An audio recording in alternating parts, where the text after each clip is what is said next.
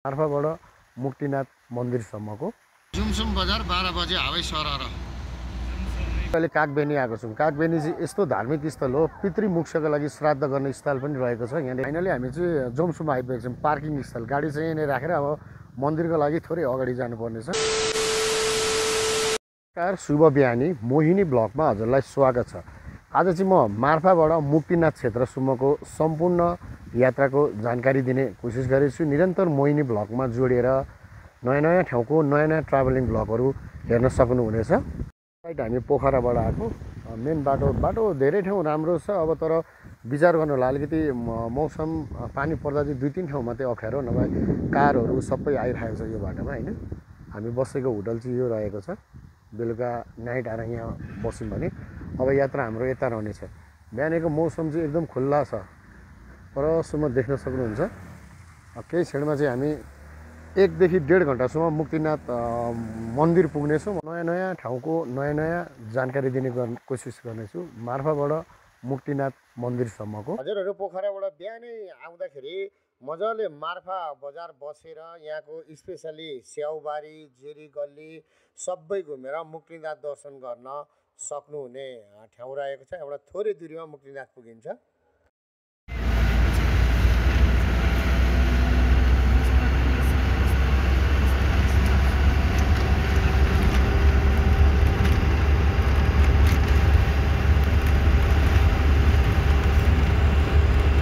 बजार है, यो चाहिँ सुरु भयो।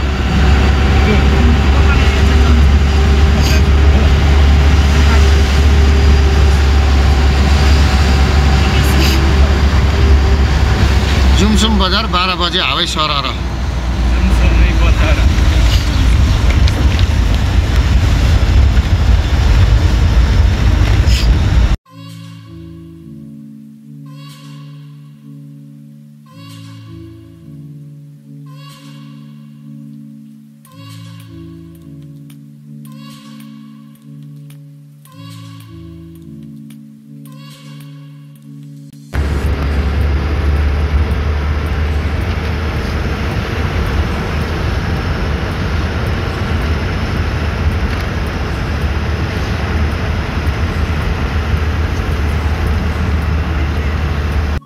अहिले कागबेनी आएको छौँ। कागबेनी चाहिँ यस्तो धार्मिक स्थल हो, पितृमोक्षका लागि श्राद्ध गर्ने स्थल पनि रहेको छ। यहाँनिर धेरै टाढाबाट आएर एकचोटि कागबेनीमा चाहिँ पितृमोक्षका लागि श्राद्ध गर्ने स्थान पनि रहेको छ। यो देख्न सक्नुहुन्छ। अहिले यहाँ बिहानै श्रद्धालुहरू टन्नै हुनुहुन्छ यहाँनिर टाढाबाट आएर।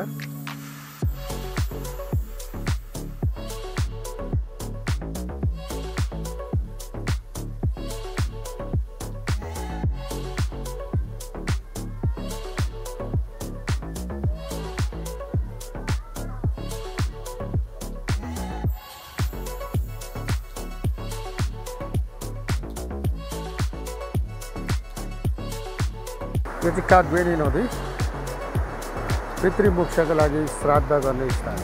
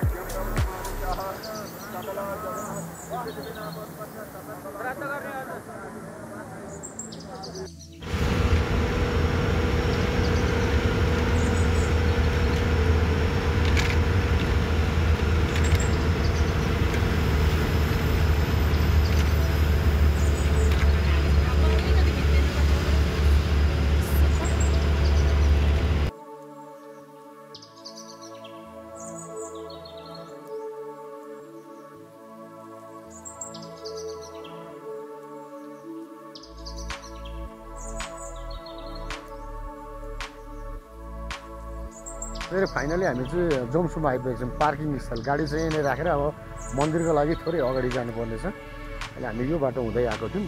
यो पार्किङ स्थल हो। जङ्सनको फाइनल जङ्सनमा आइपुगेको छ।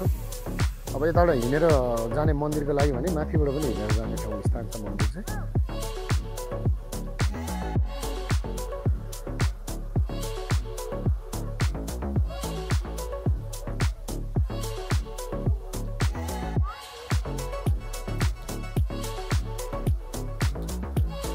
साथीहरू यो चाहिँ मन्दिरतिर जाने बाटो। यहाँबाट अगाडि चाहिँ मन्दिर जाने होटलहरू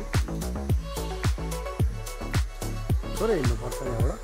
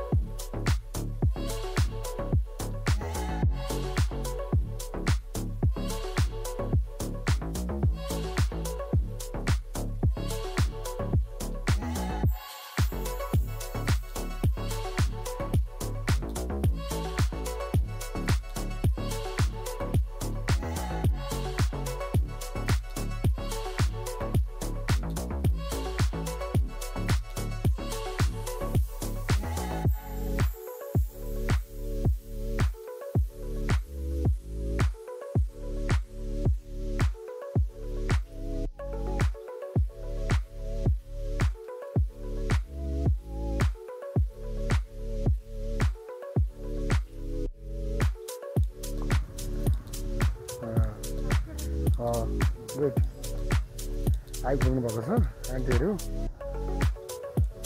हेलो अङ्कल अङ्कल हजुर ल गुड गुड आइसक्नु भएको छ। अब यहाँबाट थोरै मन्दिर हो। मन्दिर चाहिँ विशेष अब मैले नभएकोले टेम्पलको राखेन, यहाँसम्मको मैले राखेको छु।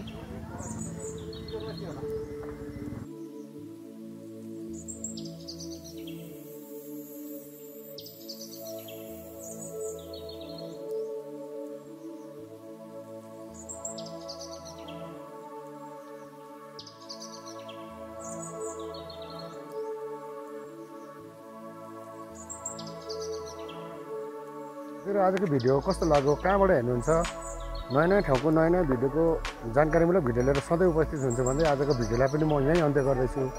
हस् त, धन्यवाद, बाई बाई।